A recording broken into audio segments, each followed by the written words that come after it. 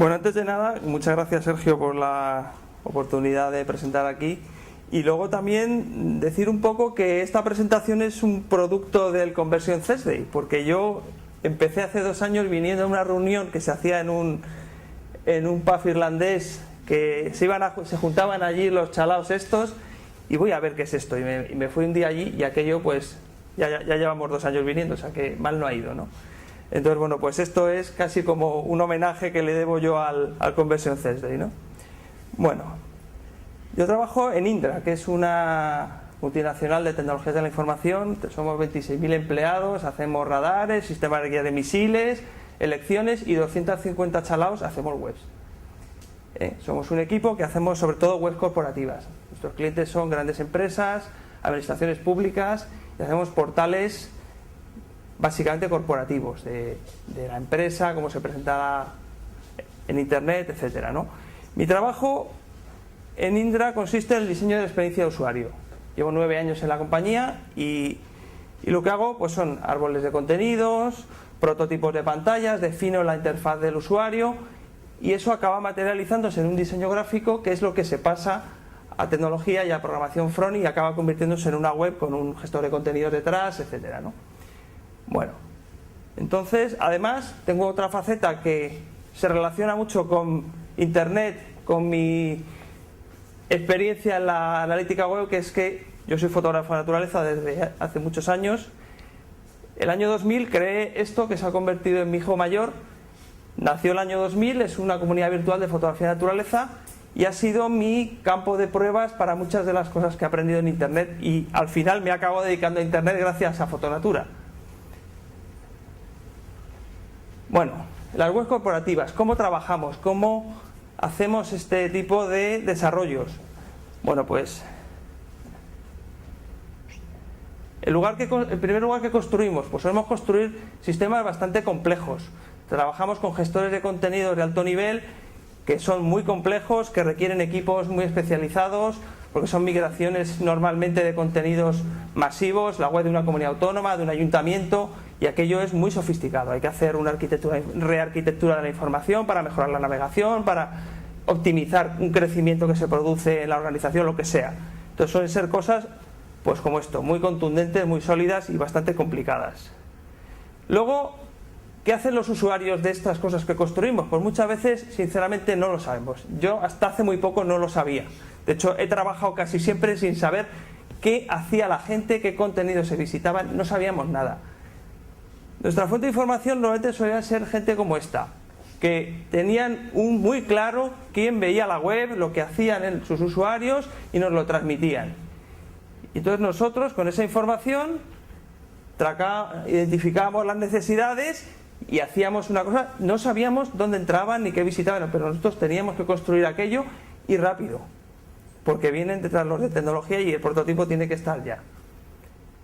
Luego, pues ahí, a base de estos inputs, pues teníamos unas ideas que daban lugar a ese producto que es la gran web corporativa, la de la comunidad autónoma, la del ayuntamiento, etcétera. Bueno, ¿y cómo llego yo a la analítica web?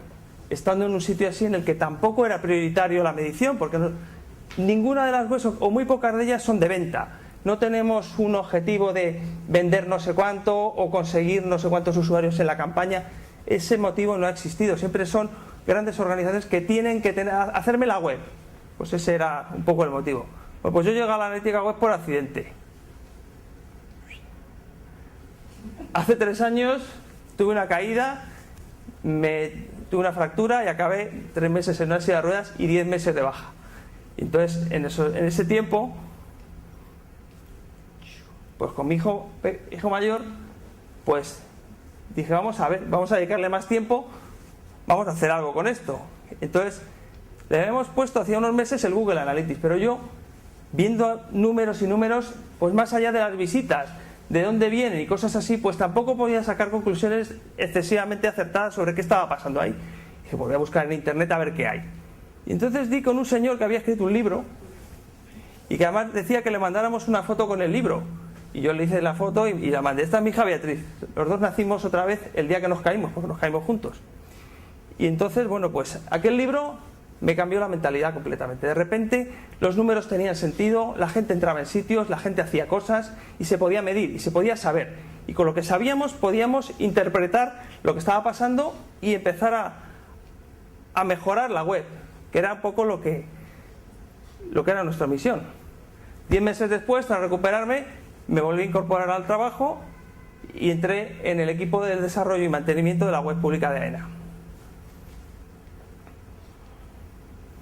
Bueno, ¿qué hace AENA en Internet? Bueno, la web pública de AENA es un portal que agrupa todos los contenidos de los 46 aeropuertos de la red de AENA, más los 2 helipuertos. Ahora se inaugura el mes que viene el helipuerto de Algeciras. Y bueno, pues aquí se aglutina todos los contenidos que tiene la empresa pública para los usuarios del transporte aéreo, es decir, todos los que somos pasajeros. Básicamente información de vuelos, toda la información práctica sobre los aeropuertos, dónde está el parking, dónde están las tiendas, todo lo que tiene que ver. Luego información aeronáutica para profesionales de la aviación, como documentación técnica de navegación aérea, etcétera, ¿no? La web de AENA es la web más grande de aeropuertos de todo el mundo, porque no hay ninguna organización en el mundo que tenga 48 aeropuertos.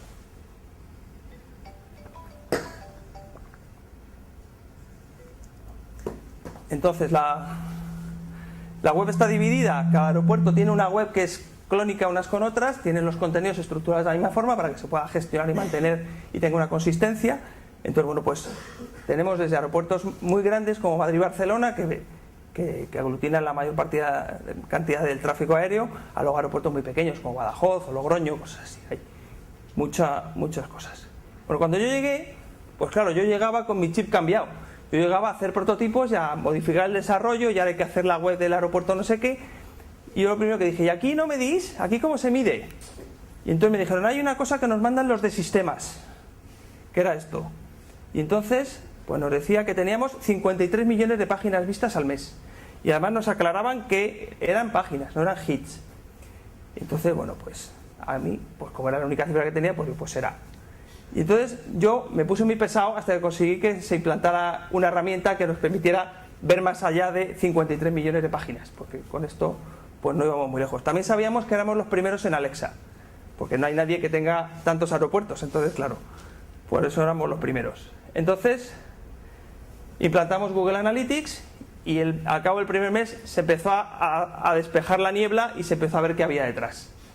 Había 6,5 millones de páginas, no había 53 millones. Lo primero que hizo el director de la web pública cuando llegó el informe fue llamar, ¿qué ha pasado? ¿Dónde están mis 53 millones? Pues tus 53 millones eran de otra cosa, pero de páginas no eran. Entonces, bueno, pues empezamos a entender qué pasaba. Configuramos la herramienta para medir cada una de las secciones de la web. La web está en 9 idiomas y hay 47 aeropuertos. No vamos a medir los 47 con detalle porque es una economía de escala, soy yo solo y no tendría tiempo en el mes para hacer el informe del aeropuerto de Logroño. Entonces, bueno, pues hemos configurado lo más importante y empezamos.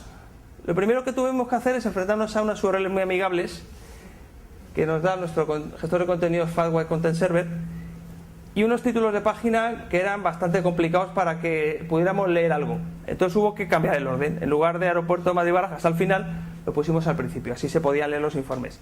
Cambiamos aquello, a mí me costó convencer bastante a la jefa para que dejara que 2 semanas un técnico se dedicara a esta cosa que era muy complicada, porque además nadie había pensado que los títulos de página se tenían que hacer así y en muchos sitios eran iguales en secciones completas. Es uno de los problemas más importantes, sobre todo cuando tienes unas URLs como esas, en las que no hay quien se entere de nada. Bueno, pues al cabo de ya unos meses empezaban a salir los números, empezabas a ver las tendencias y empezamos a hacer los primeros cuadros de mando. Y como dice Gemma, cuando se empieza desde que se cronometran las carreras se corre más. Pues según empiezan a dar los datos, pues se empiezan a preguntar más. ¿Y qué hay de lo mío? ¿Y esto cuántos entran? ¿Y aquí cómo va? Y por otro lado también empiezas a descubrir cosas. Pues esta web que tienen montada aquí, pues le pasa esto, le pasa lo otro, vamos a contárselo. Total, que se empezó a generar de alguna manera demanda o interés sobre lo que pasaba.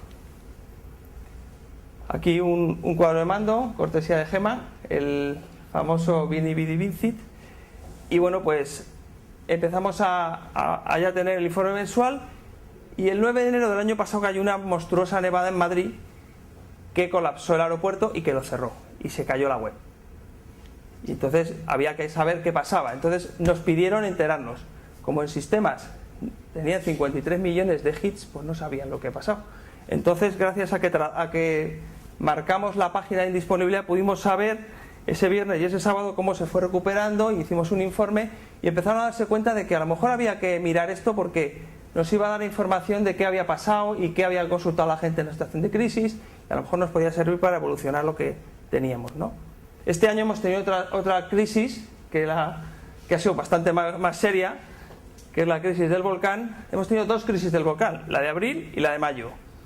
En mayo batimos el récord el 11 de mayo con 2 millones de páginas vistas en un día.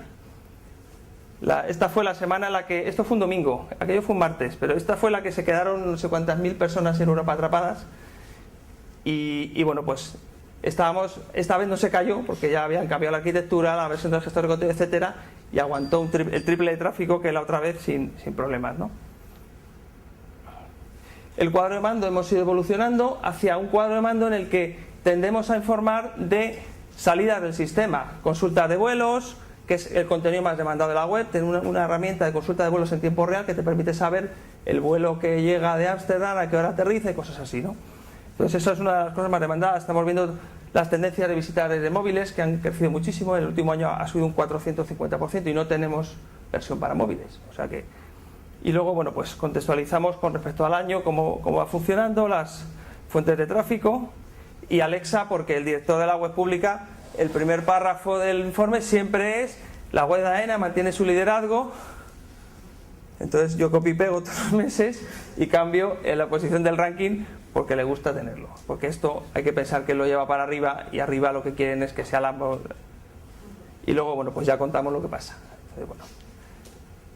Entonces, una de las tareas para las que nos está siendo muy importante la analítica web es para el rediseño de la web. No hay que olvidar que yo estoy en un equipo de desarrollo y a lo que nos dedicamos es a la construcción y al desarrollo de la web. Entonces, lo que empezamos es a conocer qué se visitaba en el aeropuerto, qué contenidos se demandaban y si estos estaban colocados de la manera adecuada para satisfacer las necesidades, ¿no? Entonces ahora os voy a enseñar 4 cositas que hemos hecho a partir de estos datos y que nos están sirviendo para lo que es el nuevo web que vamos a empezar a trabajar ahora, ¿no? Esto es un análisis que hemos hecho basado en Crazy Egg, que es una herramienta que permite identificar en qué partes de la web, de la página pinchan. Después de 5.000 impresiones en la home del aeropuerto de Barajas, pues hemos visto hacia dónde se dirigen, vemos que hay zonas completamente ciegas, que no pincha nadie. Entonces esto ya nos empieza a dar información para que determinadas herramientas las podamos quitar o poner en donde están y empezar a ver qué importa que esté en qué sitios, ¿no? Luego además una cosa que nos ha permitido esto es que los datos son demoledores. Ya no me parece que, ¿no? Es que pasa esto. Entonces cuando pasa esto es que pasa. Luego otra cosa que hemos analizado, la web del aeropuerto tiene un acceso de buscadores altísimo, tiene un 75% de accesos de buscadores. Entonces, identificar cuáles son las landing fundamentales.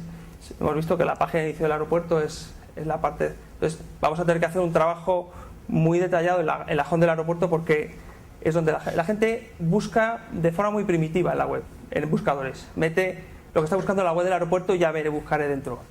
Mucha gente no se da cuenta que puede buscar el parking y el precio del parking y llegar a la página. Entonces, luego, la demanda de información. Antes de tener la herramienta instalada, quisimos ver un poco qué demanda de los contenidos del aeropuerto existía en los buscadores. Y entonces, a través de la descarga de las palabras clave de AdWords, categorizadas por grupos, fuimos probando todas y cada una de las combinaciones de palabras y ver qué resultado daba contra los contenidos de la web de AENA. Entonces vimos que había zonas en las que había agujeros muy importantes. Las terminales, no encontras contenido sobre las terminales, tendremos que hacer una landing de terminales. La información telefónica del aeropuerto tampoco es fácil de acceder a ella. Entonces eso nos está indicando qué contenidos hay que priorizar o qué tenemos que tener en cuenta a la hora de construirlo, ¿no? Y luego, bueno, pues ¿qué tenemos a futuro? Pues a futuro tenemos móviles que están creciendo cada vez más. Os he dicho que 400 y pico % de crecimiento. A ver, se me ha pasado. Y la versión 1024 es lo que vamos a pasar. Ahora estamos en 800 por 600 y ya no nos caben las cosas. Está rompiéndose por las costuras. Infovuelos hay que desarrollarlo, hay que sacarlo de la web, hay que integrarlo en otras plataformas que es una información que tiene muchísima demanda. Nos están escribiendo constantemente gente que quiere integrar esto en otros servicios y se está viendo a ver cómo vamos a hacer esto. la información en crisis, pues se ha visto en las situaciones puntuales. Los aeropuertos son un servicio público fundamental y tenemos que mejorar la comunicación de lo que está pasando en la red de aeropuertos cuando se producen situaciones de crisis, como lo que nos ha pasado con la nube de cenizas. La gente buscaba determinada información, las compañías aéreas, etcétera. Pues hemos construido una solución que permite que se consulte rápidamente el estatus de cómo se encuentra la red de aeropuertos, eso, entonces pues medirlo, y sobre todo la sede electrónica. AENA, al ser una entidad pública empresarial, depende del Ministerio de Fomento y está sujeto a la Ley 11 de 2007 de la sede electrónica, por la cual todos los procedimientos de trato de los ciudadanos con AENA se tiene que poder hacer a través de Internet. Esto implica que se tiene que construir una sede electrónica que ya está hecha y que está a punto de lanzarse ya los procedimientos online, todo. Y entonces, bueno, pues esto es algo que vamos a tener que medir con detalle, porque hay que ver qué pide la gente, qué procedimientos son los que se usan y cómo se usan para que la evolución de eso se tenga en cuenta, ¿vale? Y luego, bueno, pues darle las gracias a este señor porque me compré una vez un libro y aquello me ha impactado mucho en mi trabajo, en la manera de ver Internet y en cómo la web se tiene que trabajar, que es interpretando lo que pasa. No podemos construir algo a ciegas sin saber quién pasa por ahí y qué hace, ¿no? Y luego, bueno, pues había que mandar la foto 3 años después con Beatriz y con el nuevo libro, así que pues nada, muchas gracias.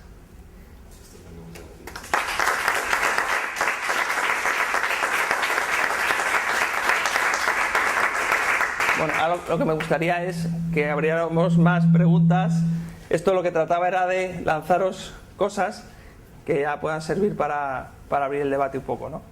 ¿Alguien ha vivido algo parecido por ahí?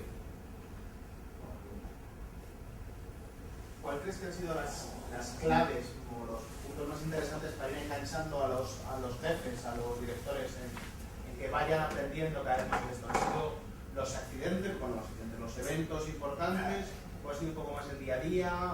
Pues vamos a ver, tienes que pensar que nosotros somos un equipo de desarrollo, de mantenimiento, que nuestro trabajo con el director de la web pública es básicamente ese, y a él lo que le da estos datos es seguridad en la toma de decisiones, le aporta información que le permite, ya no son opiniones, y entonces yo constantemente en las reuniones cuando sale cualquier cosa digo, es que eso no, porque ahí solo pinchan no sé cuántos, es que ahí entran no sé qué, entonces tiene ya una seguridad de que tiene un respaldo de por dónde van las cosas, ¿eh?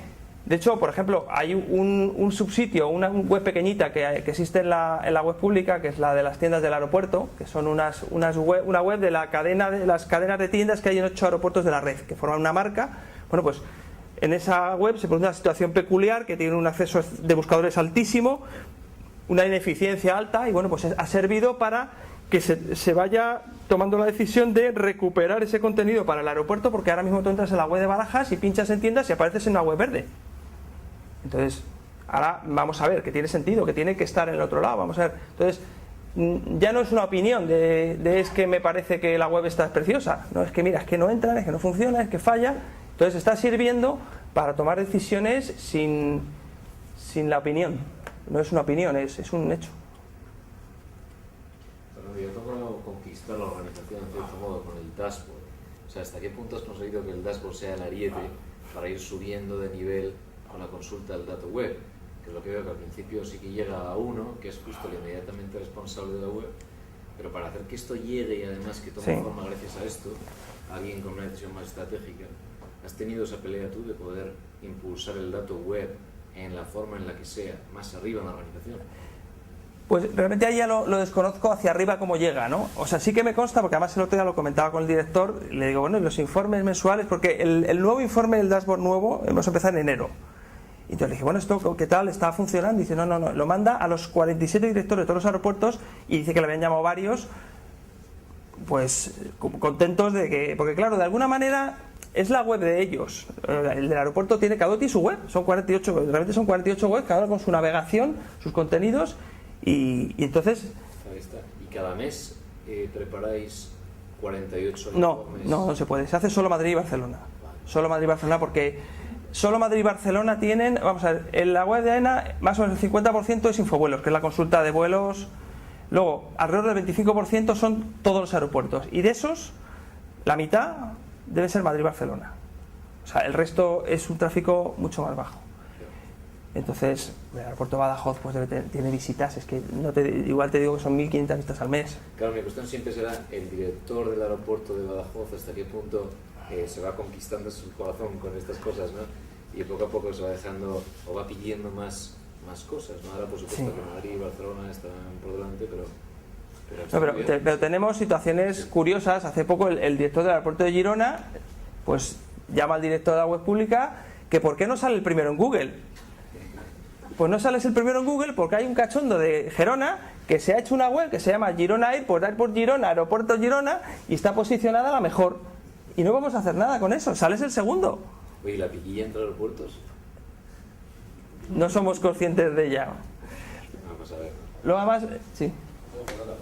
Pero lo que te estaba preguntando, Sergio, lo que pasa, evidentemente no vas a hacer, o no tienes recursos para hacer informes de todas las webs. Posible. Lo que pasa, en cierto modo, soluciones que aplicáis a lo que es la web del aeropuerto de Madrid o de Barcelona, en función de esas mediciones, si todas las webs son tan homogéneas y tal, sí. al final es que o lo acabas replicando automáticamente o como que dices, bueno, es que si esto me está dando resultado en Madrid y Barcelona, sé que va a dar resultado. Y luego Sí, vamos a ver, eso es así a la hora de plantear el análisis de qué demanda de información hay sobre los aeropuertos en Internet. En el aeropuerto de Barajas y en Madrid, en Barcelona se repite muy parecido. La gente consulta a las compañías aéreas porque quiere saber el teléfono de Ryanair o en qué mostrador está, el parking, cómo se llega al aeropuerto, pero luego hay variaciones porque los aeropuertos de grandes ciudades tienen más demanda de ese tipo de información y los pequeños pues piden más el parking. O sea, hay pequeñas variaciones, pero al final el patrón, luego yo en mis primeros informes sacaba la lista de las 10 páginas más visitadas. Ya he dejado de ponerlo, porque llevaba un año poniendo las 10 mismas páginas. Es que no cambia nada, es que es así. Porque el patrón se repite. ¿Qué pasa? En momentos como una crisis de cenizas o cosas así, se altera un poco la cosa. No creéis que tanto. Se consultan más las compañías y más infovuelos, porque en ese momento la gente tiene que llamar a su compañía y tiene que buscar el teléfono de la compañía para acceder a ello. Pero en general, y luego hay otros contenidos, el resto de navegación aérea, pues son contenidos súper profesionales, son para los pilotos, son los planos de aproximación a los aeropuertos, cosas así, que tienen, es plano, es un 3,5% y eso se mantiene. Hacer a lo mejor una especie de segmentación del resto de aeropuertos, por tamaños o por número de visitas. Mira, ahora a la hora del rediseño... Sacar un informe de cada segmento, de uno, del más característico, y eso te sirva para los demás. ¿Me das cuenta? Vamos a ver, hay una cosa que os he comentado, yo soy del equipo de desarrollo y mantenimiento. Esto ha sido lo que dice, yo he metido, soy el pesado del Google Analytics. Que hace poco decía uno de la oficina, dice, Fernando, que te castigamos sin Google Analytics. Entonces, yo he sido algo que he presionado, he apretado y se ha quedado.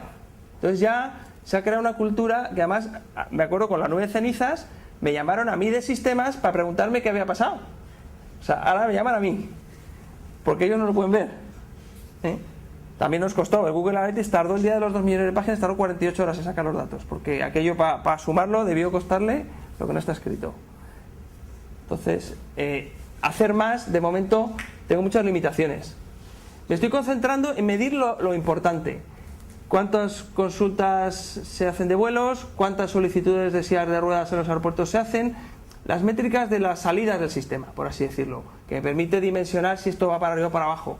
Que al final lo que importa es eso, o sea, que tenga la web del aeropuerto 200.000 visitas, pues no tiene más importancia. Si han pinchado aquí y allá y no... O sea, lo que me importa es si el parking sube o baja o si la tasa de rebote está subiendo mes a mes. Sí, tus conversiones es que la gente no te lo quiere. Claro, o sea, que es un poco este tipo de webs. Que por otro lado, tampoco hay una demanda en la organización de la analítica. O sea, la hemos tenido que empujar. Cuando empiezan a verla, entonces, sí, ahora sí. Pero es la web. Lo mandamos para la web. Yo que tenía la boca parecida. Que hacía lo mismo. Yo tenía dos preguntas o ideas que están dando vueltas. Una, siempre me obsesiona el modelizar o sistematizar o paquetizar, o no sé cómo quisiéramos llamarlo. Es decir, basado en esta experiencia, ya pensando en una idea de negocio para Indra, ¿no sería posible generar una especie de, pues eso, de modelo de análisis para webs? Porque claro, decías que Indra trabaja con grandes empresas. pero hay multitud de empresas mucho más pequeñas que probablemente no se podrían permitir un proyecto de esta envergadura, pero que a lo mejor si fuerais con un paquete más sencillo, en la línea de lo que dices, de priorizar de las 4 cosas básicas, sería de mucha ayuda, sobre todo, y por ahí iría mi segunda pregunta, en webs que no solo pretendes dar una información, o sea, estar en modo, permíteme que diga, pasivo, como podría ser AENA, sino más activo, cuando quieres provocar más la reacción del cliente. Entonces, ¿habéis pensado en esto? ¿Cómo bueno, de hecho, es que yo también he metido en Indra este tema. O sea, yo soy un poco punta de lanza, no solo en AENA, sino que ahora está entrando en Indra. O sea, porque en Indra hemos hecho grandes proyectos y nunca jamás el cliente nos ha dado. Ahora está empezando a pasar. Ahora este año estamos empezando a tener clientes que ya nos están dando los datos de analítica para que miremos y tal. Y lo que hacemos al mirar en AENA no es muy distinto de lo que tienes que hacer en cualquier otra web, porque al final tienes que analizar cuáles son las fuentes de tráfico, cuál es el comportamiento, cuáles son las salidas. Al final lo que te importa es qué sale de aquí, qué se lleva la gente. ¿Se lleva más vuelos este mes que el pasado? ¿Se hacen más consultas a las electrónicas? Y eso trasládalo a otro sitio, pues son peticiones por formulario de contacto, descarga de PDFs, o sea, al final son... Sí. O sea, del informe, ¿qué diría yo del dashboard que es lo importante? Pues el área central de salida del sistema y quizá también la gráfica del año que te permite ver un poco las tendencias y luego identificar cosas como emergentes por el tema de los móviles. Pues es un tema que yo lo sigo con detalle porque estamos empujando, porque creemos que hay que hacer una versión móvil. Yo creo que la sistematización de ese entorno, todo lo que es estos reports, del entorno de reporting, siempre doy la vara con esto, ahí sí tiene mucho sentido y es verdad que se puede propagar mucho mejor. Donde no sea un proyecto muy grande, replicar algo mucho más orientado a negocio. Y estaba escribiendo un post acerca de esto mismo, acerca de la idea de cómo estamos demasiado acostumbrados a la medición por un lado y luego en cada sitio nos trabajamos cómo se va a presentar ese dato para orientarlo al negocio, cuando en realidad estaría bien comoditizar ya el otro lado, el elemento más de negocio y ese cocinado final, ya, donde tienes el... Es inseparable, siempre había que decir eso, que lo que no se mide no se gestiona. Claro. Entonces, vamos a ciegas muchas veces, hacemos cosas, lo que tú decías, me parece, creo que... En entornos corporativos, absolutamente a ciegas. Yo estuve haciendo un análisis un poco de las comunidades autónomas, de las 17 comunidades autónomas, solo 35% tienen algún tipo de analítica web. El resto no tienen nada. Son portales que cuestan millones y millones. Y se está invirtiendo millones y millones en cosas que no se sabe qué hace la gente. Entonces, estás completamente a ciegas. Entonces, a mí ahora me resulta inconcebible. Entonces, se invierte en otros temas cantidades exorbitadas, en licencias de gestores de contenidos y cosas así, y en esto se pasa de soslayo. Entonces, creo que si no lo mides no sabes. Aparte de que, desde el punto de vista de webs de la administración, cada vez más van a tender a ser un servicio público. La web de AENA es un servicio público. En el momento de la crisis de ciencia, la gente necesita saber si su vuelo a Londres va a salir. Entonces, tienes que hacer la web bien y tenemos que medir si la gente puede acceder a esa información. Y si en una situación de crisis, cómo se comportaron y si la web dio el servicio que hacía falta para ver qué tenemos que mejorar en la información para que la próxima vez no se produzca más llamadas al call center de las que debería. En el evento del Practitioner contaba la persona del Ayuntamiento de Barcelona que el director de Administración Electrónica de Barcelona pues tiene como objetivo reducir el número de llamadas al call center. ¿Por qué? Porque sabe que lo que le dice el call center que la gente pide es lo que hay que implementar en la web para que se satisfaga esa información en el canal online, que no te cuesta más que te consulten 100.000 más. Pues, ¿qué pasa? Que en organizaciones como AENA es un monstruo y no sabemos ni cómo se llama el que lleva el call center. Entonces, pasan cosas así. Entonces, pero bueno, ahora metéis la sede electrónica con esto de la ley 11/2007, ahí tiene mucho más sentido que en el momento en que das un mal servicio está impactando directamente en la satisfacción del cliente, que ahora es puramente informacional. Eso está afectando a toda la administración electrónica, está pasando por ahí. Bueno, nosotros tenemos donde al final ya hay una conversión, ya tienes una tramitación. ¿Hay alguien que se haya enfrentado a algo más así parecido en el mundillo corporativo, pensando en corporativo como algo complejo en cuanto a equipos humanos y flujos de información, Yo creo que el elemento común aquí que une todo, o el tema de hoy, corporativo, viene a ser que no es el típico sitio donde te levantas de la silla y vas a alguien que ya puede tomar una decisión que va a cambiar aquello que estás midiendo, sino que tiene muchos equipos, estás midiendo cosas que afectan a diferentes departamentos y tienes que apuntar con los datos a diferentes departamentos.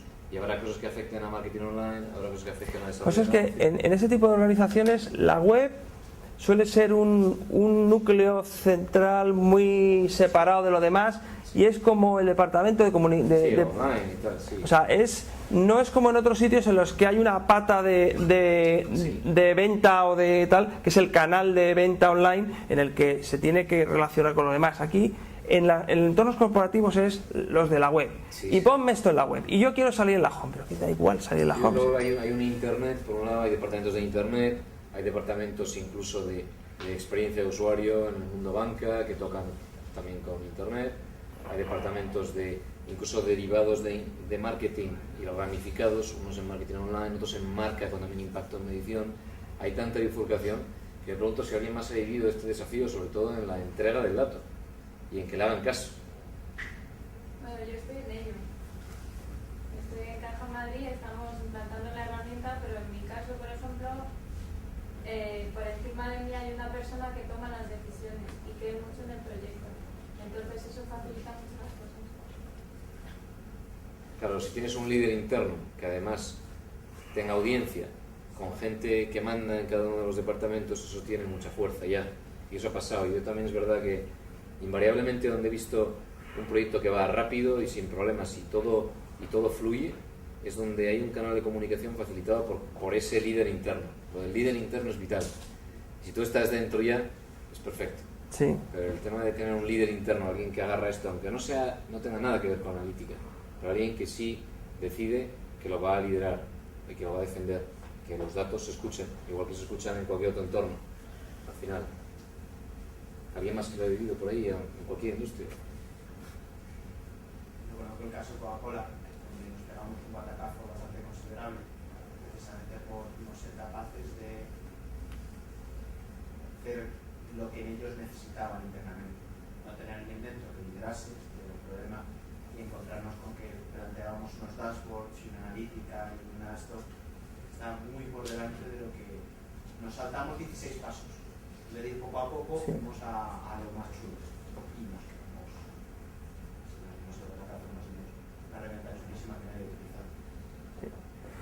Es una de las cosas que pasa, que por ejemplo en AENA, o en entornos como esto, te cree el director de la web porque eres el de la web, pero es que los que le rodean y con los que interactúan es que Internet es una cosa que va por el cable del teléfono y es la web. O sea, no entonces cuesta mucho el convencerles de qué tiene sentido en Internet y qué no tiene sentido en Internet. Y como te toque un responsable de un área que pide, porque nosotros somos receptores de peticiones de hacer desarrollos de secciones o de nuevas webs de diferentes departamentos, y entonces hay veces que te vienen con cosas y muchas veces la analítica nos puede ayudar a centrarles y decir, mira, es que esto va para acá o va para allá, pero claro, lo que no podemos es hacerles informes a todos. Yo me acuerdo, Gema, en el practicio contando que habéis puesto una herramienta que os hace los informes. Es un sueño para mí, claro. Si tuviera uno que me hace los 46 aeropuertos solo y aprietas y lo sacas, pues sería. Pero yo creo que esto está empezando. Google Docs. Exacto, con el API de Google y con el API de todo el mundo tiene API. Yo he descubierto el API, estoy... Sí. Sí, sí, ese es el siguiente paso. Sí. Lo que pasa es que esto quizás es la siguiente vuelta de tuerca. Ahora, yo por ejemplo no estoy conforme con el etiquetado, es muy básico el que hemos hecho, no hemos podido, porque tenemos, no, es que vamos a hacer el 1024, cuando hagamos el 1024 y... Es un punto interesante que saques ahí, en entornos corporativos también gran pelea, que parece una chorrada y siempre se deja y se desprecia, el elemento de medición. Es bueno, no pasa nada. Defino el etiquetado con independencia de herramienta, defines el etiquetado y lo que es la recopilación de datos y luego ya voy a lo bueno. El problema es que nunca termina lo malo, porque el etiquetado pasa por 300.000 fases, el entorno corporativo está dividido. No, es que aquí no hay ni fase de etiquetado. Agárrame al desarrollador, oye, fulano, mira, vamos a ver si le podemos poner esto. Es que eso son 4 plantillas y es el no sé qué, que se pinta antes que el no sé cuánto, eso. Claro, y luego pasa, imposible. Y luego las 5 fases de preproducción con todos sus diferentes nombres y apellidos, y luego las 50.000 empresas al cargo, porque en algunos clientes nosotros nos hemos encontrado con que está todo el mundo. Estaba Indra, estaba IEC, El Simo, vamos. estaba IBM, están todos. Están las microagencias que han hecho también diferentes entornos web, Sí. y hay que darle etiquetado a cada una de estas para que suban este código. Al final lo que parecía una tontería, porque decías, no pasa nada, solo tienes que meter un código. Ese- Ha tardado 8 meses, que en algunos entornos es así. Y llega Sí, sí, sí, pues, sí. O que solo, no es que solamente hacemos subidas a producción cada... A mí me costó la cartografía de los aeropuertos 3 meses. Desde que pusieron el código hasta que hubo una... ¿Cómo se llama? Gestión de cambios de no sé qué, que hace... Que hay que hacer una petición. O sea, aquello es un monstruo. Es que... el orden de prioridad que tiene. Claro, es que Porque- nosotros somos una mosca en la leche. En una organización que tiene unos sistemas de tecnología brutales, y entonces claro, la web es como una esquinita. Pero si sale una aplicación, de repente le van a poner un chat a la web o cualquier tipo de soporte, o una pequeña aplicación, eso sale a la luz rapidísimo. Esto Como depende que lo empujan de arriba. Sí, o sea, que viene un momento de mediación, si no tiene un buen abogado interno, un buen defensor interno, pues pasa por los canales de mantenimiento, etcétera, y con subidas a producción periódica es lo mejor. Pues ese elemento técnico al final no puede disociarte de él, aunque lo quisiera, ¿no? Y en el entorno corporativo, pues puede ser desesperante, la verdad. ¿Pero alguien más lo ha vivido esta parte completa? Yo, como somos un grupo de medios también muy grande, Claro. además cada periódico tiene su idiosincrasia, su funcionalmente, es una estructura matricial, o sea, nos organizamos, somos los de Internet dentro de Vocento, porque Vocento históricamente es un medio de comunicación papel, luego llegó las webs, nosotros estamos en nuestro producto de Internet, pero también tenemos que interaccionar matricialmente con las multimedias, que se llama, que es un director de área que lo que coordina es pues, la televisión, la radio, la parte de Internet, el papel. Es una estructura jerárquica muy compleja.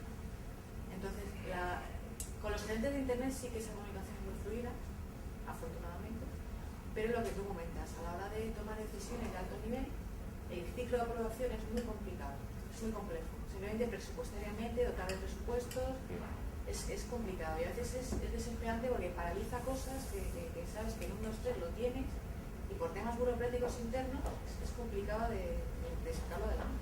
Claro. Pero bueno, poco a poco tenemos la suerte que el consejero delegado está muy alineado en el tema de Internet Bueno, lo bueno es que una vez que está, y bueno, Con estas velocidades no hay que lo quite. Desde luego, Pero vosotros hay un artista estáis- que quiere ver los datos ya, o sea, Sí. es una persona que ya ha entendido la importancia que tiene esto sí, y quiere verlo y lo quiere ver ya. claro. En un sitio como el vuestro, sois medios de comunicación que tiene una audiencia y estáis midiendo, estáis con el JT, tenéis una cultura de cuántos leen esto. Y por lo menos el del periódico tiene necesidad que le digan las páginas Sí, vistas. sí. Eso es una necesidad de negocio imperiosa. Aquí no. Aquí no es tanto. Entonces, de hecho, yo cuando después de la baja me incorporé en las primeras reuniones, decía el director de la web de AENA, ¿qué porcentaje entra desde buscadores? Y dice, ¿se puede medir eso? Entonces, y es un señor que lleva 8 años gestionando webs corporativas y lo está haciendo, y lo hace muy bien. Pero en este tema no ha tenido interlocutores que le han puesto estas cosas delante. Y claro, ahora mismo lo tiene interiorizado, porque claro, llevo yo 2 años atornillando el tema y ya empieza a preguntarse antes de hacer las cosas. Entonces, creo que ahí sí que hemos conseguido ganar. Sí. O sea, y no te da la sensación, porque a mí a veces me ha pasado, incluso dentro de mi empresa, que se proyecta algo o sea, algo grande y la medición es lo último que se hace. Sí, no, eso no. Y sale el proyecto al aire y No, no. a veces me dicen, quiero ver datos, digo, vamos a ver, pero ¿De qué? ¿lo habéis marcado lo primero? ¿Lo habéis etiquetado? Creo que no. ¿Etiqué? Eso, ya poco a poco lo vamos rompiendo, pero sí que es verdad que el tema de la medición, como que la gente no se acuerda. No. En un momento dado, cuando sale aquello al aire, quieren ver los datos. Y dices, pero bueno, si no lo han metido. A mí ahora, viéndolo en perspectiva, o sea, es que me resulta inconcebible que hayamos podido hacer arquitectura de información y webs corporativas sin habernos dicho el señor qué ve la gente. Pero es que yo, cuando tengo que construir el árbol y priorizar unas cosas u otras en una home, tengo que saberlo. Si no, ¿qué le pongo? ¿Lo que me presione el que más grita en las reuniones? Al final ha acabado siendo eso. Y luego te das cuenta de que las homes están muertas. Es decir, que la home, en una web que tiene un 75% de buscadores, es que no tiene... La cosa es cómo puede mejorar esto, la cual puede ser el siguiente paso también para evitar esto que hay ahora en grandes corporaciones, sobre todo pues estos flujos de información o estos procesos, para que no salgan cosas sin etiquetar, perdón, no te he visto el brazo ahí. Quería preguntarte, yo viví un poco el desarrollo de la web de la autónoma, Sí. por lo menos la parte de consultoría, creo que la hizo Indra, Sí, sí, sí. mal. Entonces a mí me sorprendió, eso fue yo creo hace 1 año y medio, 2 años, Sí, sí, sí. y a mí me hicieron un test de usuario, tipo que te graban con una cámara, pero en ningún momento No. nadie habló de No. analítica web, No. vamos a ver, porque No. el problema que tienes cuando tienes una arquitectura de contenidos tan grande y que la toca tanta gente, porque una universidad te puedes imaginar Sí, no, que yo... es un montón de gente que sube, baja, y puedes tener 10 versiones del mismo contenido de distintos años. Entonces, ahí nadie habló en ningún momento de analítica web y se dejaron una pasta porque yo he visto los presupuestos y a mí me sorprendía. Que no, entonces, yo no sé si ahora ya los proyectos nuevos... estamos en ello. ¿No inculcáis desde el primer momento eso de... Sí, estoy en ello. Después más o menos antes para Estoy en ello. cambiamos? Ahora en AENA y en Indra. Pero no creo que sea porque Indra lo hace así, sino creo que a nivel de las grandes consultoras no hay una cultura de la medición. En desarrolladores medianos y pequeños que a lo mejor trabajan para agencias que se tienen que medir las campañas, esto ha sido una condición inicial y en los últimos años, ahí tú podrás a lo mejor, Sergio, dar un poco la perspectiva. Yo no creo que sea que Indra es peor que otra. Seguramente Everis o IBM o DMR o los que sean, pasa lo mismo, porque al final tampoco los clientes lo dicen, porque también el propio cliente está ajeno a esto. O sea, creo que es algo que es relativamente nuevo. Creo que la revolución ha sido Google Analytics. O sea, yo me acuerdo cuando habló Gemma hace unos meses aquí, o sea, de repente todo el mundo puede tener una herramienta potentísima de analítica web a coste cero. Otra cosa es que le sepa sacar el partido y tal, pero... Sí, la perspectiva de la gran consultora es verdad que es así y que es común, pero es verdad que también se veía siempre como que era algo que estaba despachado porque entraba dentro del ámbito de la estadística, las estadísticas. Y de sistemas. Y siempre sistemas. Y de hecho tú has mencionado aquí FatWire, el CMS que tenéis aquí en AENA. FatWire tiene su módulo de medición, donde ya desde un Indra, Capgemini y ECISA, lo que tú quieras, ya se sabe que hay un módulo de medición, como en su día hubo otro que se llamaba CAS, por ejemplo, en Viñet, que también está muy extendido en la administración y a grandes empresas, y estos módulos se asume que ya cumplen con la función de medición, pero lo que hacen es que hay medición, pero no hay analítica web. Entonces sí que se sabe, puedes incluso consultar un montón de cosas en módulos específicos de gestor de contenido. Ha habido incluso acuerdos de gestores de contenido con empresas de medición, como en su día esa compra de CAS por Viñet, y al final nadie hace analítica web y al final es muy tedioso porque son llamadas, son registros a una base de datos y no medición a partir de navegador, ¿no? Yo, una de las cosas que me encontré cuando llegué es que había una de esas herramientas que generaba el informe.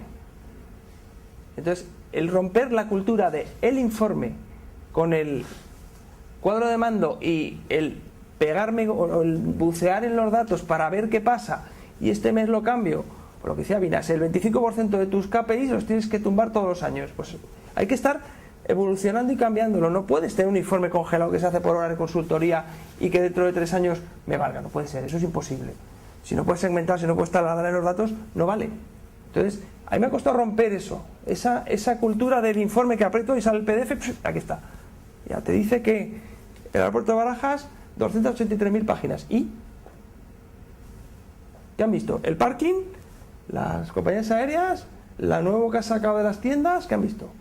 ¿No? Porque además cada desarrollo cuesta un dineral, un esfuerzo muy grande, y entonces hay que saber qué retorno tiene eso y qué acogida tiene.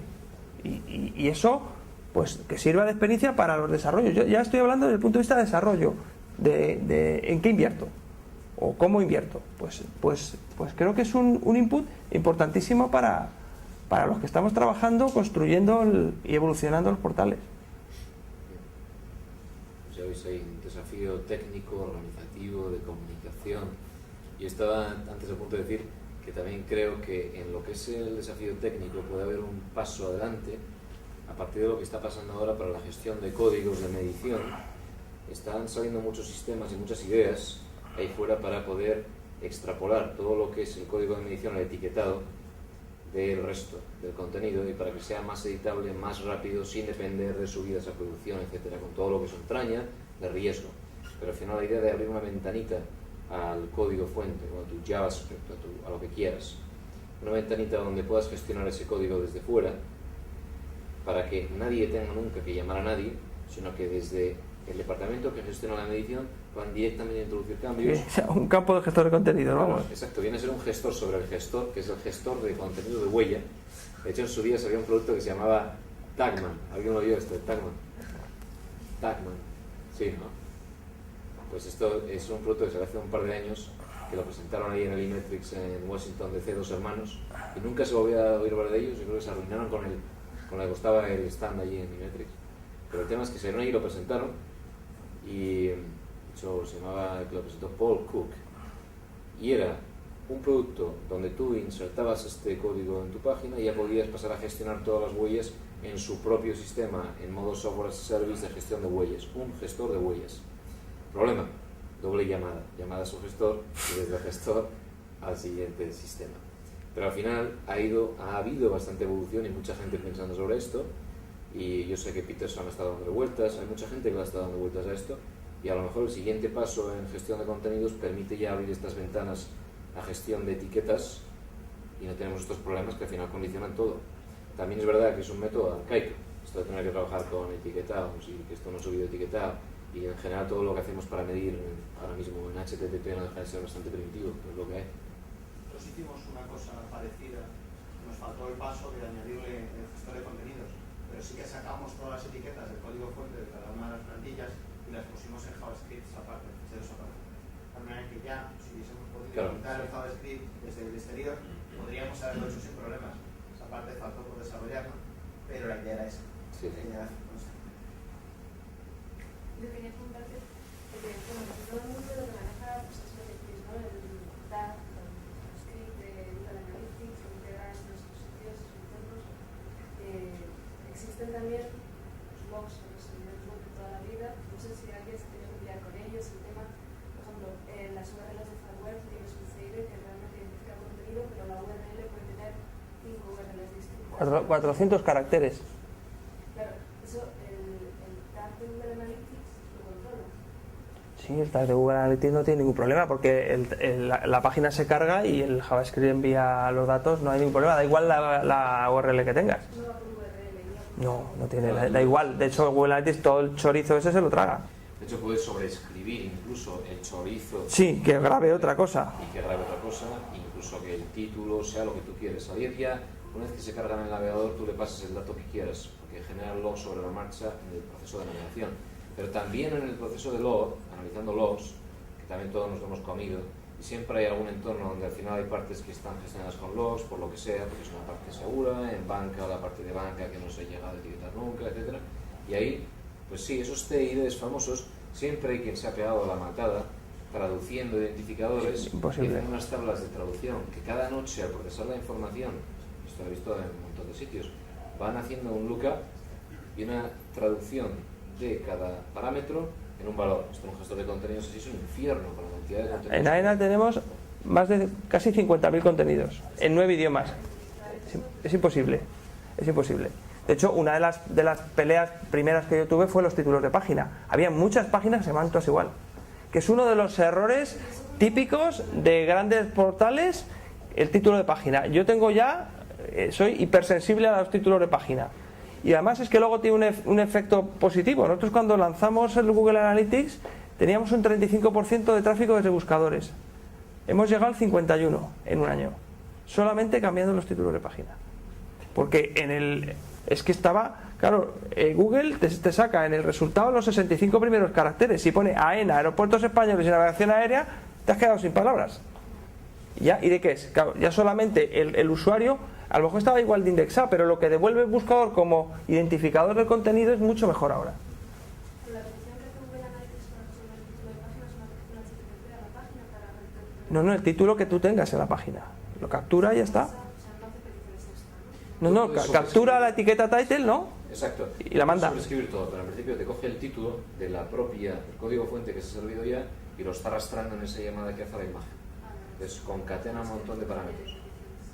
Pero claro, también puedes decir, es que son todos los títulos iguales, ¿qué hago cuando los títulos no se han cambiado y tengo que hacer que Google Analytics sí los tenga distintos?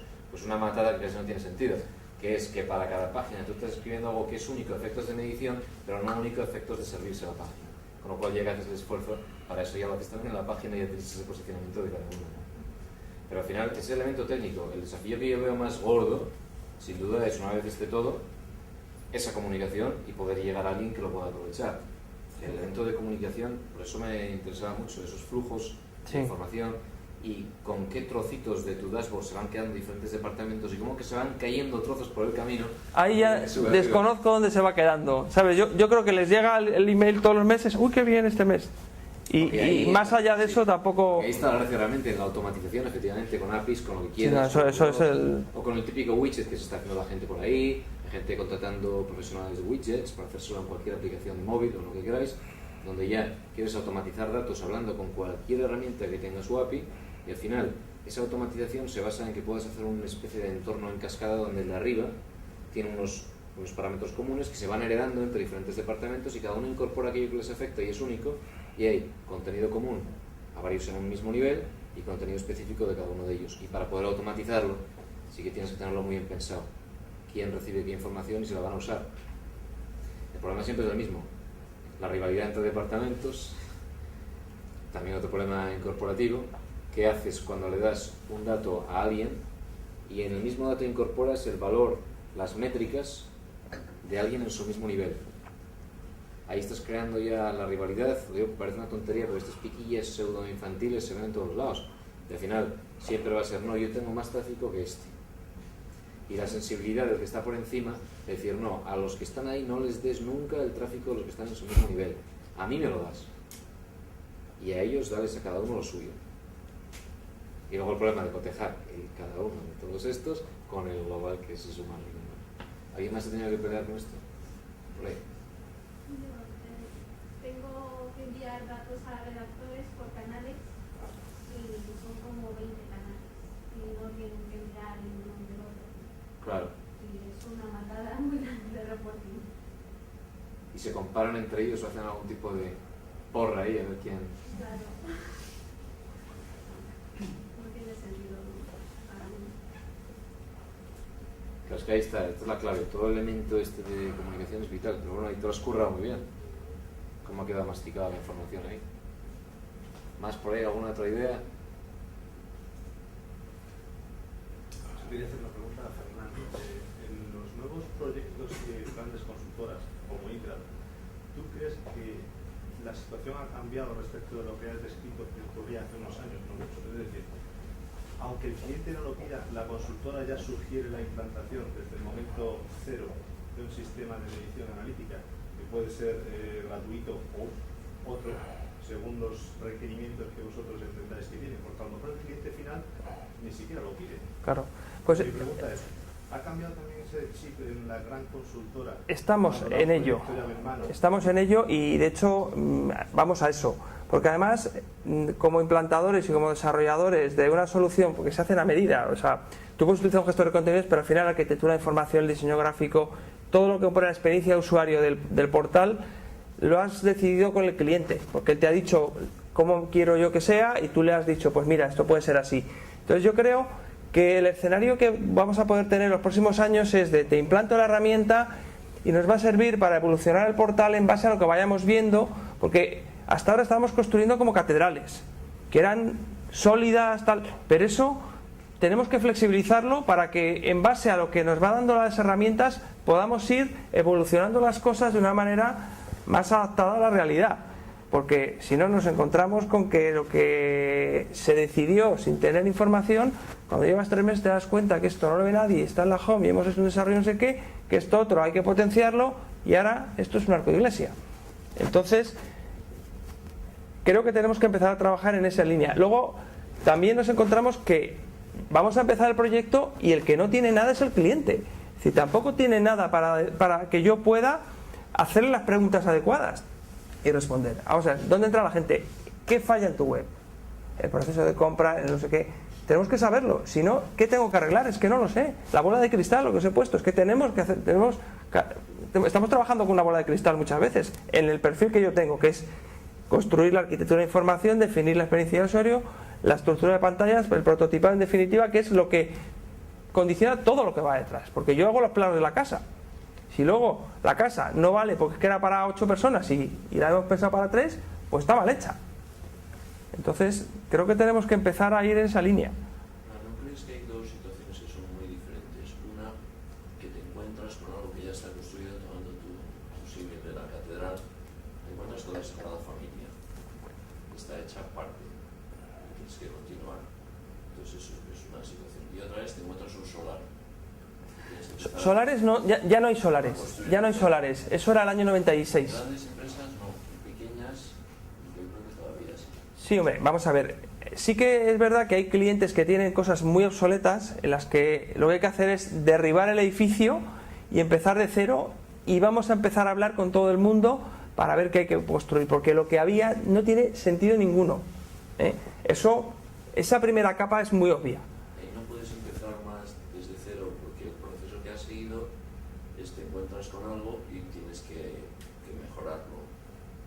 Pero si puedes empezar desde el principio, el enfoque es otro. Es decir, la medición no es algo sobrevenido, es algo que tiene que formar parte del propio diseño. Porque, entre otras cosas, la cuestión no es medir, no es el numerito. No es el numerito. Exacto. Se mide para mejorar, para saber. No, y para el propio diseño. Es decir, tú mides a cosas que son relevantes, pues si no, ¿para qué las vas a medir? Entonces, es la prueba del 9 del diseño. Pero no hemos podido, es que no podemos. O sea, ya te digo que muchas veces lo hemos pedido, o sea, a ver, decirnos, y lo más que te dan es 85.000 visitas el mes pasado. Es que no pasan de eso. Porque también hay otra cosa. En Internet, ahora mismo yo creo que hay dos patas muy distintas. Una es tecnología y otra es comunicación, marketing digital, que son dos mundos distintos. Los de tecnología, esto funciona y ya está. Pero no funciona, pero esto es horrible. Aquí no hay quien, el botón no se ve, esto no sé qué. Ya me da igual. Y lo otro, que tiene una necesidad de que la gente pinche en determinados sitios. Entonces, depende de quién sea el que tira el carro, te encuentras con una cosa o con otra. Si te encuentras con tecnología, este tipo de cosas que son más relacionadas con marketing, se pasan por encima, en muchas ocasiones. Yo, en muchos de los proyectos en los que he participado, los que lideraban el proyecto de la web era el departamento de sistemas, el departamento de tecnología, y el lenguaje no es el de ver cómo va, quién ve esto, que es lo que ahora mismo yo creo que se ha caído, no puede seguir así. En realidad el sector público y entidades pseudopúblicas es totalmente tecnológico. Privatizadas pues, hace relativamente poco, pegan muchos sistemas y mandan muchos sistemas, y cuando se encuentran con algo aunque ya exista antes, contratan todo desde sistemas a una gran consultora. No se piensa en hacer un equipo multidisciplinar, efectivamente ya traer de serie a alguien de usabilidad específico de usabilidad, a alguien que pueda hacer maquetación, sino que se va directamente a un gran grupo tecnológico desde sistemas, ¿no? En el ámbito más privado, sobre todo pues en el ámbito dinámico del turismo, el turismo es muy dinámico, en algunos otros que son muy vivos, todo entra por marketing, incluso la contratación de las plataformas más técnicas que hay. Y ahí sí que se suele atender o empresas muy nativas, muy .com, de cualquier tipo de industria, pero muy orientadas a venta en Internet. Y ahí sí vemos en nuestra experiencia, que ahí sistemas pinta muy poco. Todo lo que se puede se hace en modo software as a service, mientras que en el mundo de tecnología siempre hay mucha reticencia a enviar el dato fuera y a no controlar todo lo que está pasando. Y eso pasa. Pero sí es verdad también que incluso la gran consultora ya se ha hecho eco de todo, y es verdad que el SEO ya se tiene en cuenta en la gran consultora, que el tema de source todo ahora mismo se tiene en cuenta. Sí, todo. Entonces lo que decía Miguel Ángel también antes, si ahora ya los proyectos se abordan con medición, es verdad que sí, que ya en todos hay un elemento, yo sí veo que hay un elemento de medición, pero es verdad que como punto de partida lo que había antes, ahí donde hay que tirar la casa, no sirve para nada. Ahí donde hay algo y empieza ya el proyecto, la gente ya empieza a plantear, vamos a empezar a medir ahora, porque dentro de 3 meses empieza el proyecto y por lo menos tendremos 3 meses de actividad para poder saber qué pasa y utilizarlo en paralelo a estudios semidios. Yo de hecho creo que al abordar un proyecto, un nuevo proyecto, a mí me vienen ahora, yo le diría poner un Google Analytics, ponerlo 3 meses mientras vamos empezando a arrancar, para que nos diga algo, porque es que yo necesito saber ¿qué importancia tienes tú en los buscadores? ¿Qué contenidos demanda la gente? ¿Cómo estás posicionado? O sea, que ya... es que analítica web, no podemos quedarnos en el Google Analytics o en el Omnitour o en el que sea, es que es interpretación de datos de inteligencia competitiva. O sea, son muchas patas de qué es esto, qué presencia tiene esto. Entonces, eso te puede condicionar hacia dónde tienes que ir claramente. Para eso yo creo que pasó exactamente igual en los grandes sistemas integrados de información, donde al principio estaba el módulo de contabilidad, el módulo de producción, el módulo, y luego se fue buscando la integración de los datos y los data warehouse, y entonces evolucionaron a lo que tú dices, a utilizarlo como inteligencia para gestionar las diferentes funciones, y al principio no se sabía que eso iba a ser así. Y yo me imagino que aquí pasará Sí. algo No, parecido. ya está pasando, Pero ¿no? ahora ya no se hace de esta manera, sino que desde el principio ya se incluyen las herramientas de gestión para mejorar. Sí, No de hecho... solo la pura y dura información, sino la información de valor añadido. Pasa que luego, y ahí yo creo que los que seáis analistas, lo que estáis viviendo, o sea, gente que esté en las organizaciones apoyando en la web para capturar información, interpretarla y que se vea para dónde tenemos que ir, hay muy poca. Internamente no, o sea, entonces también esa es otra historia. ¿Quién y cómo llevan el canal? Pues depende, si te dedicas a vender por internet, como Atrápalo, tienes 2 SEOs, o sea, estás midiendo al milímetro, al minuto lo que pasa, pero hay otros sitios en los que el ministerio de no sé qué, pues ponen la web ahí, y es que esto se hace con el Microsoft no sé qué, y es que se tiene que hacer así y ya está. Ese, no quería nombrarlo. Tengo una experiencia viva con él. Oyendo esto, yo trabajo en tecnología, de la parte de sistemas llevo bastantes años. Yo, visto desde la parte de sistemas, lo que suele suceder, el mayor problema es que la gente de sistemas no entendemos muchas veces los objetivos estratégicos de la empresa. Entonces, ¿cuál es mi problema? Que a mí, yo me encuentro esto todos los días, yo voy a marketing, entonces hablo con marketing, y marketing me dice, dime qué podemos hacer con la tecnología. Entonces yo le digo, bueno, dime qué quieres hacer. ¿Y qué sucede? Que como en las grandes empresas todo pasa de ser secreto a estar en la calle, pues cuando está en la calle el de tecnología no se ha enterado. Entonces yo llego a un sitio y me dicen, queremos mejorar el negocio. Digo, vale, pero yo no sé nada del negocio porque yo soy el del ordenador. Invítame a las reuniones de planificación estratégica, dime dónde quieres llegar. Estaba pensando lo de los títulos, yo no sé si el de sistemas sabía que se pretendía mejorar el posicionamiento de buscadores, y este es mi problema, y visto desde el otro lado, que te viene alguien de marketing y dice, joder, es que nuestro posicionamiento de buscadores es horrible. Digo, pues yo no sabía que queríais salir bien en buscadores. Si me lo hubieras dicho, te hubiera dicho, mira, pues cambiar los títulos, sí, es muy fácil. Si además es de las clásicas cosas de SEM. Entonces, yo creo que la solución también pasa por implicar de una forma mucho más temprana a los técnicos en las decisiones, que suelen ser los grandes ausentes. Verás, yo como técnico, yo me considero un poco entre las dos cosas, porque yo soy de una empresa de tecnología, pero yo no soy técnico, o sea, yo no soy programador, yo soy biólogo. O sea, yo no tengo nada que ver en mi formación ni con estadística ni con tecnología informática. Entonces, yo me considero como interlocutor entre las dos partes. Entonces, eso estoy eliminando fricciones en los dos lados.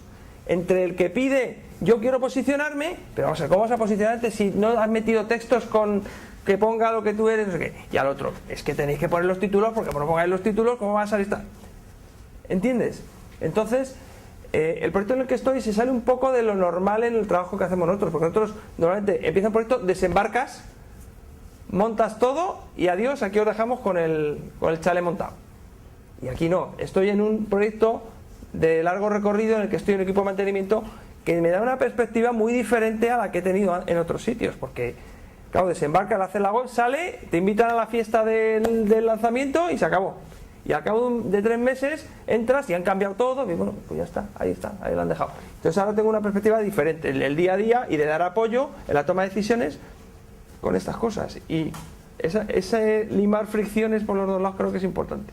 Sobre la reflexión, creo que hay una tierra de nadie ahí, donde la gente de sistemas también, es verdad, tendría que estar implicada en decisión o en entender estrategia, pero al revés también falta que la gente de negocio entienda mejor la tecnología subyacente en muchas iniciativas, y al final hay una especie de, hay equipos que son híbridos, o hay gente que está con un pie en los dos lados. De hecho, estamos aquí, creo que todos estamos en esa línea, con un pie, de hecho, de lo contrario, todo lo que es marketing online no se entiende bien. Toda la película de marketing online siempre tiene un elemento muy friki, por ponerlo así.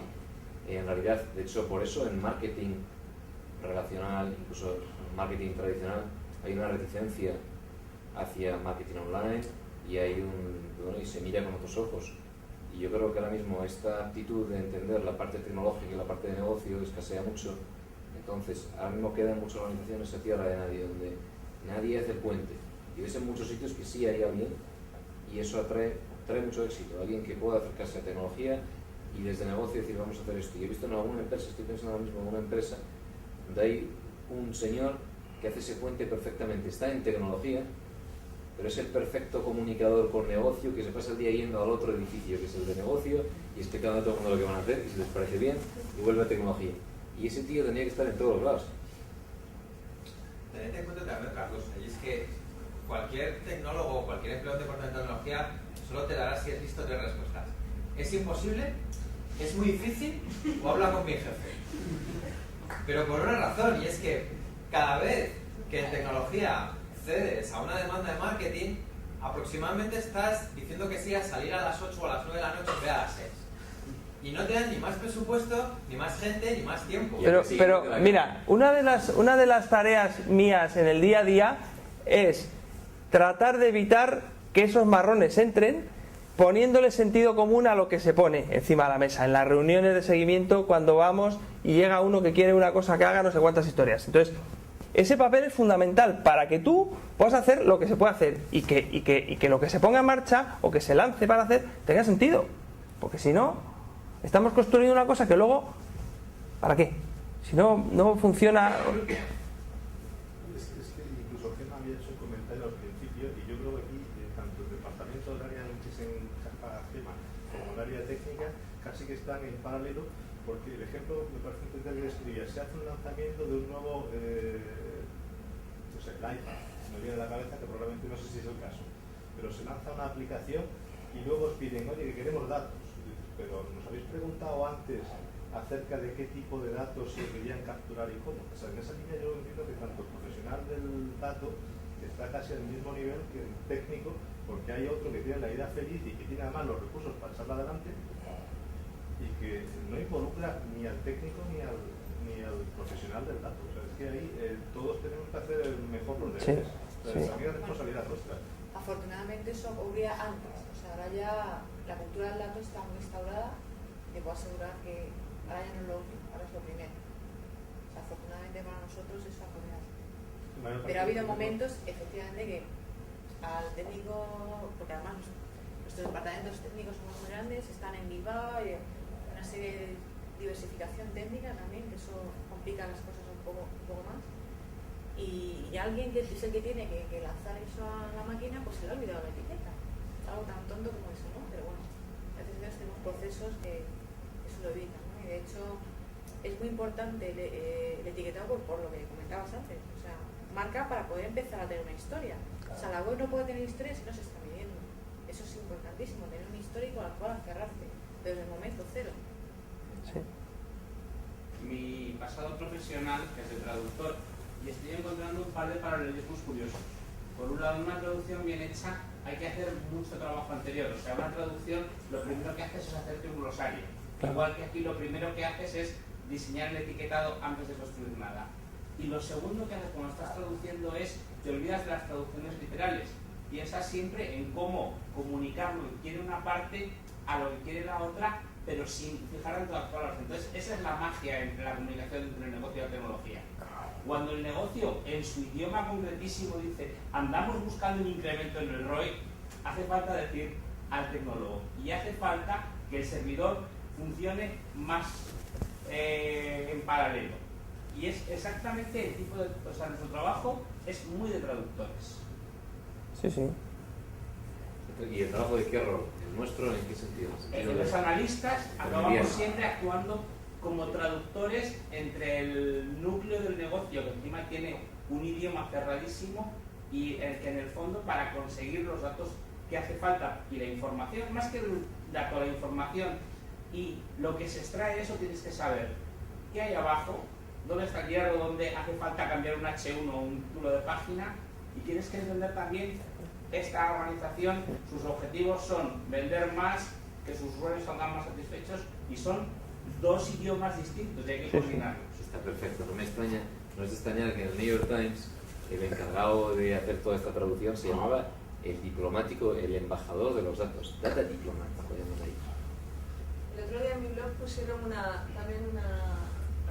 pequeño paralelismo que a mí me pareció súper interesante, que decía que el analista web era como el médico de cabecera que tiene que interpretar lo que le dice el enfermo de me duele aquí, me dolía la semana pasada allí, y tiene que saber qué recetar y la otra persona tiene que saber qué hacer con esa receta. Entonces al final se crea como un universo paralelo en torno al analista web. Sí. Me gustó mucho. Más metáforas por ahí. Pues conectada con la metáfora de los médicos, cuando el otro día repasaba de cabeza la jerarquía de necesidades analíticas que contó Oli Pauls en el BVA, ella hablaba de datos, información, ella lo llamó insights, yo lo llamo diagnóstico, y ella lo llamó recommendations, yo lo llamo terapia, y pienso que es eso, el número de abajo, cuando pasamos de los puros números a una información que ya te cuenta algo, el diagnóstico, qué está pasando, qué va a pasar, por qué ha pasado, y el, señores, hay que hacer esto, y es efectivamente una metáfora médica. Mira, la efectividad de esos diagnósticos, a mí he tenido la oportunidad hace poco por un proyecto de Indra que me pidieron, oye, ¿por qué no le echas un ojo? Simplemente con echarle una mañana ojo a los datos de Google Analytics, darme una vuelta por el portal, ya es que te das cuenta de, a mí está pasando esto y esto, y no discuten. O sea, es que es tan demoledor los resultados, porque es que tienes algo que lo respalda. Es que tienes 13 páginas indexadas en Google, tendrías que tener 5000. No puedes tener un muro en el buscador que no permite que se indexe lo que hay detrás. Tienes que tirarlo abajo todo. Bueno, pues si das esa información con esos datos, no hay discusión. Pero claro, me parece que está bonito, feo el diseño, probablemente no es la manera de entrar, no es el ariete adecuado. Volviendo a la medicina, hay casos en que efectivamente hay una pierna rota y hay que escayolarla, y hay el típico caso de tengo una erupción en la piel, que vas a 6 médicos y vas a tener 6 diagnósticos, 6 tratamientos. Entonces, sí, hay casos que efectivamente dices, es muy sencillo tener Sí, de posición. No, hay muchos, es entre uno, era el peor problema. Hay que ir a lo más gordo primero y luego ya arreglaremos que el botón esté literal, no sé qué, ¿no? Sí. ¿Qué tamaño de proyecto es un proyecto típico de web de este estilo? O sea, ¿cuántas personas, de cuántas horas, año? De personas, pues yo te puedo decir el flujo y los perfiles que participan y cómo es la secuencia, más o menos. Así muy de orden de magnitud. ¿Sabes? Pues mira, podrían participar en una web como... Pues puede participar 1 o 2 arquitectos de información definiendo la estructura de información, el prototipado y tal, que puede depender del trabajo, dependiendo de lo complejo que sea, una cosa como la Universidad Autónoma. Aquí fueron 2 personas varios meses. Solamente la arquitectura de información, porque yo lo he visto, conozco a la persona que ha hecho la arquitectura de información de la Universidad Autónoma, y aquello fue un inventario de contenidos de 12 o 14.000 elementos de contenido que hay que reorganizarlos. Más luego, una vez que has hecho eso, tienes que definir la estructura de pantalla. Eso hay que pintarlo en bonito, hay que hacer el diseño gráfico de eso, que lo hace un director de arte y 1 o 2 diseñadores. Luego hay que convertir eso en pantallas HTML, que dependiendo del volumen de pantallas y de eso, pues puede haber 1 o 2 programadores front. Y luego el desarrollo ya es multiplicado por 2 o por 3, pueden ser 4, 6, 8 personas de tecnología, lo que hacen la implementación de la solución técnica del gestor de contenidos a partir de las plantillas que se ha hecho en programación front, y en tiempos de desarrollo pues depende mucho, pero bastante tiempo. Figura del negocio. Sí, bueno, de negocio bueno, en principio tienes reuniones con las responsables de negocio dentro del equipo. inicialmente hace años teníamos a ver consultores, lo que llamaban los consultores, pero ahora no tanto. ¿Y no será a lo mejor esa una de las formas para evitar alguna de esas? Es que el perfil que tengo yo es con las personas que conocen su negocio perfectamente, que es la empresa, que es el cliente. Nosotros tenemos que trasladar eso a interfaces y a elementos de menú y a navegaciones y a estructuras de pantalla. Entonces, por lo menos, luego tampoco nosotros hacemos muchos desarrollos de portales de comercio electrónico, cosas de estas en las que el componente de negocio sí que es mucho más vital y a lo mejor sí que esa participación es importante, ¿no? Pero el equivalente sería el director del aeropuerto, por ejemplo, o el director de las tiendas. Mira, cuando se empezó la web de AENA, yo además participé el año 2002 cuando se hizo la directora de información, que todavía se mantiene y ahora ha vuelto. En aquel momento antes había una web hecha por cada aeropuerto. Cada aeropuerto hacía su web. Y dijeron, fuera todas y se hace una. Porque no puedes tener 47 webs con 47 diseños, con 47 arquitecturas de información y con 47 maneras de poner las cosas.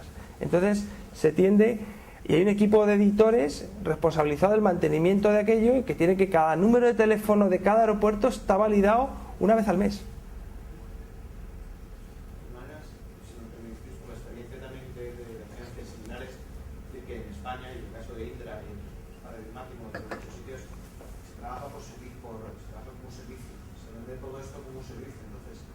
Alguien de negocio, cuando estás vendiendo un servicio, tampoco tiene mucha lógica, porque al fin y al cabo tienes un cliente que tienes que dar la solución. Si se trabajase como se trabaja en Estados Unidos, mucho más, trabajar las plataformas web como un producto, entonces sí que necesitas que alguien de negocio esté dentro del proceso para que influya cómo funciona, influya todo el proceso de desarrollo. Pero si estás dando un servicio, lo que necesitas es, bueno, ¿qué dice el cliente que quiere hacer? Vamos a intentar ayudarle a que lo haga mejor, pero al fin y al cabo estás vendiendo un servicio. Estás vendiendo ahora sombra, no una página web.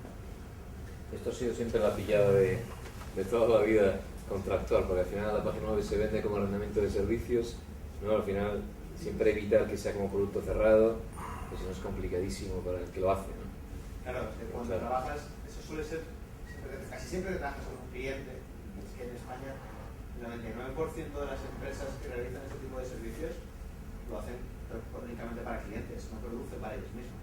O sea, no producen para ellos mismos, como puede ser, por ejemplo, un Facebook. Facebook produce para él mismo, por lo tanto puede desarrollar el producto y desarrolla a todo el mundo metido en el mismo paquete, se lo puede permitir. Tiene que tener alguien de negocio mezclado con el de analítica, mezclado con los programadores. Cuando tú estás desarrollando como un servicio, el proceso es mucho más deslavazado. Y es que en España el problema es que no tenemos experiencia en sitios en los que se trabaje como un producto. No tenemos experiencia, casi ninguno de los que estamos aquí hemos tenido la suerte de estar en plataformas o en empresas en las que se trabaja un producto, no un servicio. Es un concepto que nos falta bastante. Es verdad que el americano es muy bueno paquetizando, porque todo lo paquetiza. Cada cosa, cualquier tipo de empresa saca siempre algo, le pone un nombre, le pone un TM arriba. Les interesa. O sea, yo creo que corregidme si alguno no se habéis encontrado en esta situación nunca, donde al proveedor no le interesa que la tecnología se mejore demasiado porque gana más dinero con la operación del sistema que con la fabricación del sistema. Entonces, hacer una fábrica tiene tres pasos: el diseño, la ejecución de la obra y luego los operarios. Y de lo que vive la mayoría es de los operarios. Entonces no te interesa que la fábrica funcione del todo bien y esté del todo automatizada porque pierdes la factura de los operarios. Esto es el trabajo de cada día. Y hay que trabajar por servicios, suponga que no se avanza realmente. Porque tú lo que quieres es vender el mantenimiento. Claro. Quieres vender el mantenimiento. Hombre, llevado al caso extremo, los que han detenido estos días, eso es pasarse un poco de la rosca, pero no sé si los hayáis detenido unos porque metían bombas lógicas en nosotros para que se les cayese de vez en cuando. Pero eso es llevarlo al extremo, pero casi todas las empresas de consultoría y de desarrollo quieren viven del servicio de mantenimiento, no del desarrollo. Por lo tanto, nunca, cuando creas algo, dices, bueno, lo que quiera el cliente, si yo luego se lo voy a ganar por mantenerlo, no por hacerlo. Yo no tengo esa experiencia. Yo lo que he visto es al revés, es decir, que como la implantación, yo no estoy hablando de este mundo web, para mí es muy nuevo, pero sí de grandes sistemas de información. Y si como la implantación sea un fracaso, olvídate de mantenimiento ni de volver a aparecer por allí nunca más.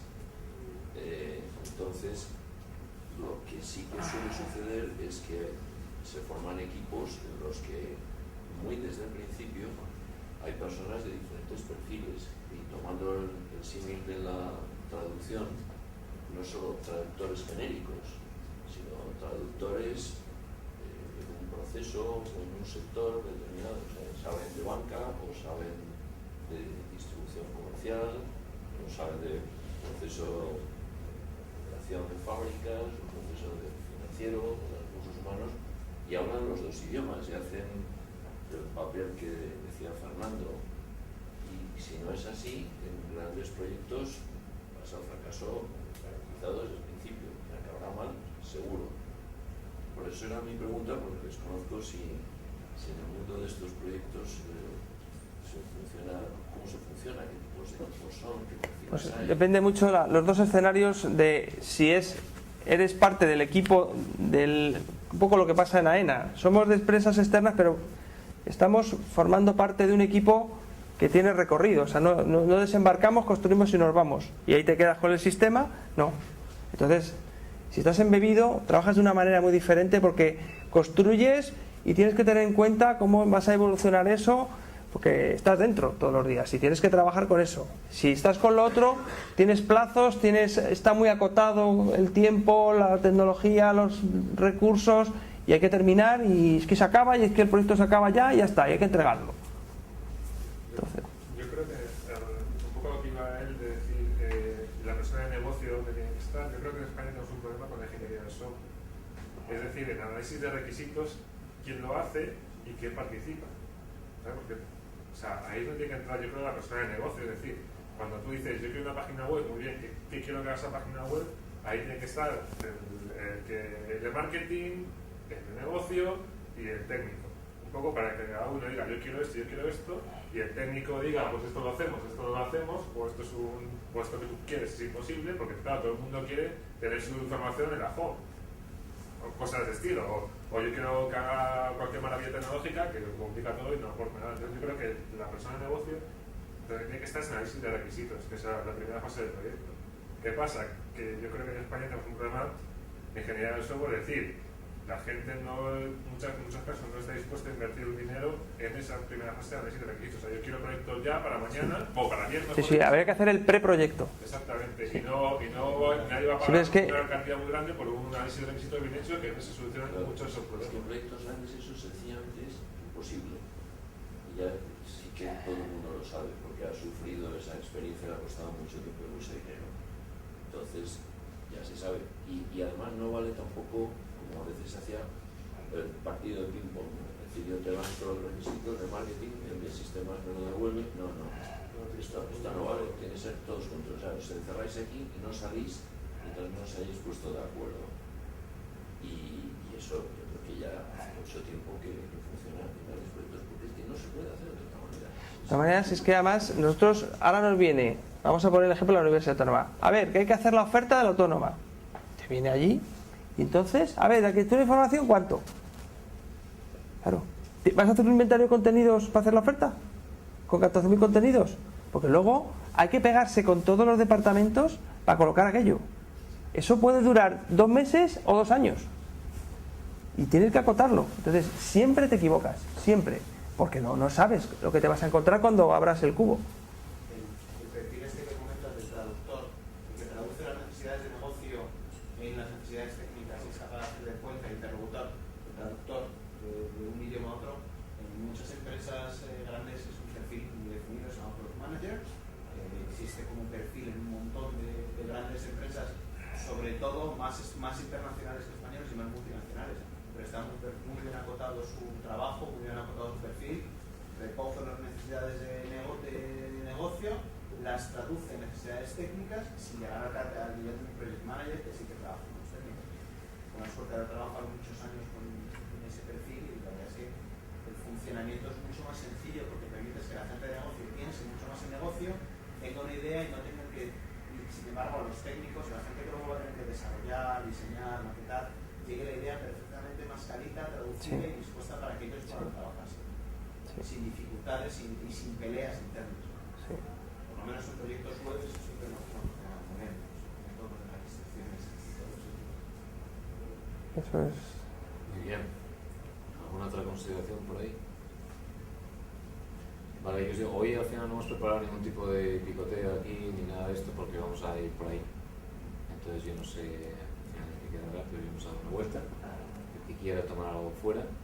Y aquí en este papel, en este cartel, he puesto los nombres de los 3 ganadores, o bueno, el ganador y los 2 finalistas del concurso de analistas que presentamos la semana pasada, porque como sabéis fue desde marzo que ofrecimos a la gente participar en esto. También se seleccionó una web y se solicitó a cualquier titular de cualquier web que postulara su web para ser objeto de análisis, y a esto se vinieron varios y al final se escogió Ubinum, que es una web de vino donde se crea una comunidad alrededor del vino.